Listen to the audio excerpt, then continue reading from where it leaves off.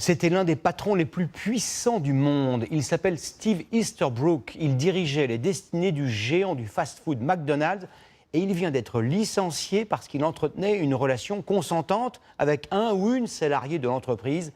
Que se passerait-il en pareil cas en France? Que dit exactement la loi? Faisons le point avec Garance Pardigon et Corinne Chevreton.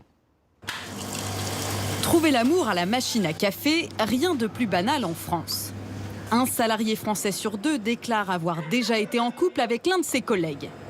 La plupart n'envisagent pas qu'une telle relation puisse être sanctionnée, comme aux États-Unis.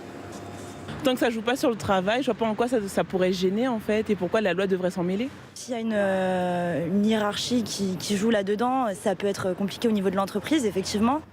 Que dit le Code du travail français? Un salarié peut-il être sanctionné pour une relation consentie avec un collègue? Nous avons posé la question à cette avocate.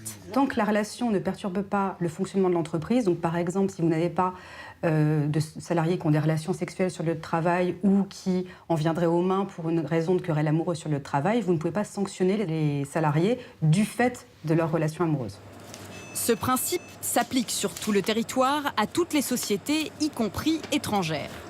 Que faire en cas de lien hiérarchique entre les deux salariés? Il y a alors risque de conflit d'intérêts. De nombreuses entreprises ont prévu des chartes éthiques pour les éviter. Au moment des primes, eh bien, on va pouvoir se poser la question, est-ce que cette personne a bien eu la prime parce qu'elle le mérite ou parce qu'elle est la petite amie ou le petit ami du chef ou de la chef? Dans ce cas, l'entreprise peut proposer un poste équivalent dans un autre service à l'un des membres du couple.